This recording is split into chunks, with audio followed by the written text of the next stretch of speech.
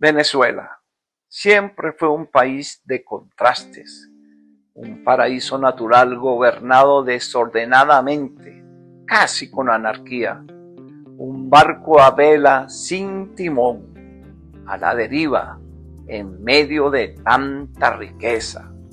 Desde que tengo uso de razón, la conocí así, llena de dinero, de petróleo, de facilismo.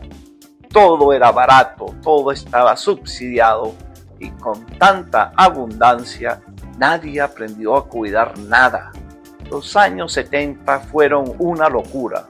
El ron corría como el agua y la gasolina costaba menos que un caramelo. Todo brillaba. Pero ya sabes, todo lo que brilla no es oro. Detrás de ese brillo había un vacío enorme, una felicidad comprada, una alegría escaparate. Yo fui uno de esos. Y junto con unos pocos amigos veíamos cómo el país se desmoronaba mientras los poderosos se llenaban los bolsillos. Presidentes preparados, sí, médicos, abogados, economistas, pero sin moral, sin ética, sin alma. Y el pueblo mirando hacia el otro lado, diciendo: yo no me meto en política. Y así fue como los corruptos se quedaron con todo. Se fueron adueñando, quedándose con nuestras riquezas, nuestras almas, nuestros corazones y nuestras esperanzas. Los que vivieron esa Venezuela, ¿qué opinan? Más doloroso de nuestras esperanzas. Nos dejaron un cascarón vacío. Me gustaría saber qué piensan ustedes, especialmente los que vivieron esa Venezuela de la abundancia. ¿Lo veían venir? ¿Comparten esta visión? Déjenme sus opiniones en los comentarios. Me interesa mucho leerlos. Y antes de seguir, quiero aclarar algo. No soy analista político, ni crítico, ni mucho menos un hombre dedicado a la política. Pero sí estuve metido en ella. Trabajé con un partido de oposición, viajé por Venezuela, di charlas en colegios electorales, defendí votos, me formé para eso.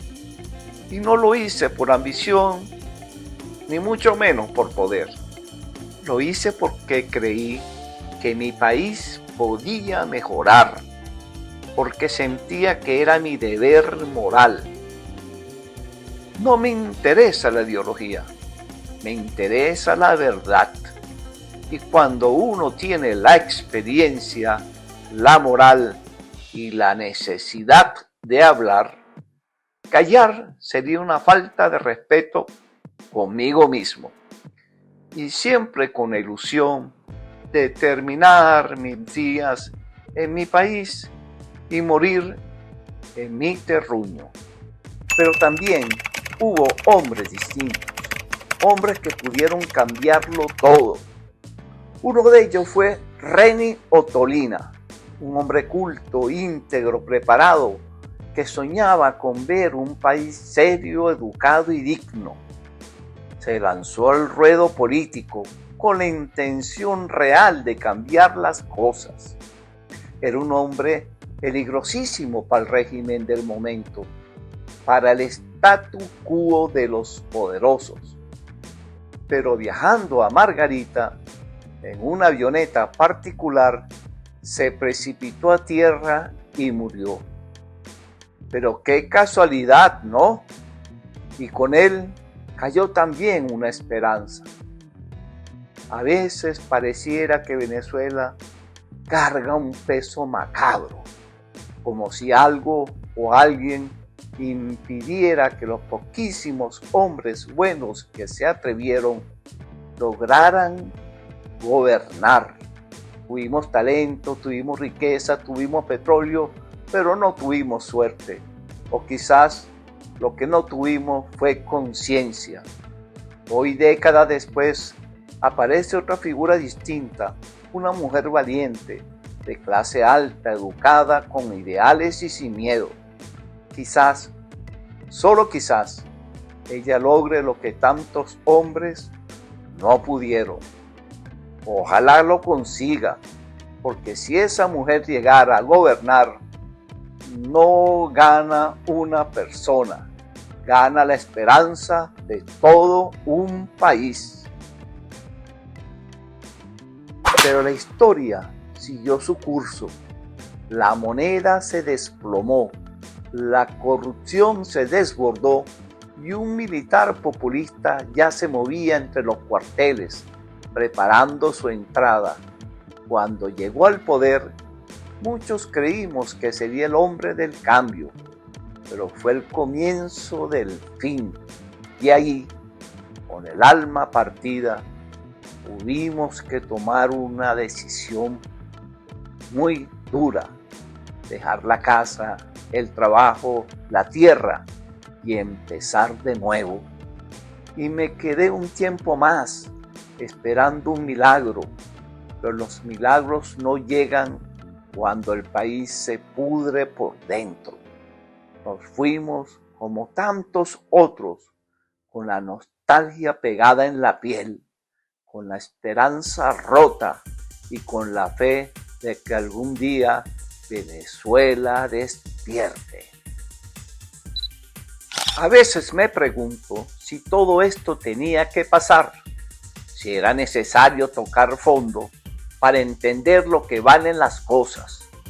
Venezuela es como una mina, no porque se haya agotado, sino porque la agotaron los hombres que la saquearon. Mientras hubo dinero fácil, contratos, petróleo, todos quisieron aprovecharla y cuando llenaron sus bolsillos, la dejaron sola. Pero la mina sigue viva, el petróleo late bajo la tierra, el oro, el hierro, los diamantes y sobre todo la fuerza de su gente.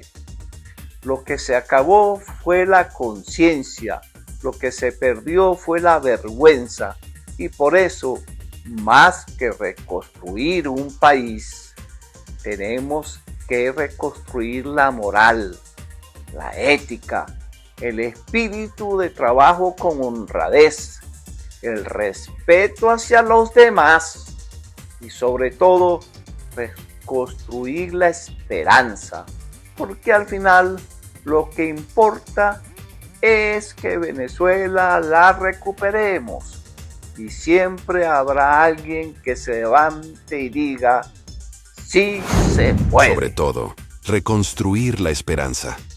Esa llama que nos han intentado apagar tantas veces. Porque al final, lo que importa no son las cifras ni las estadísticas. Lo que importa es que Venezuela la recuperemos. Que vuelva a ser ese lugar donde nuestros hijos puedan soñar, donde el trabajo dignifique y el esfuerzo valga la pena. Que recuperemos la alegría, la confianza en el otro, el orgullo de decir, soy venezolano. Y no importa cuán oscuro parezca el panorama, no importa cuántas veces nos digan que es imposible, siempre, siempre habrá alguien que se levante, que mire al horizonte y diga con toda la fuerza de su corazón, sí se puede. Porque este país lo levantamos todos, juntos. Si crees en esto, comparte este mensaje. Sigamos construyendo esperanza.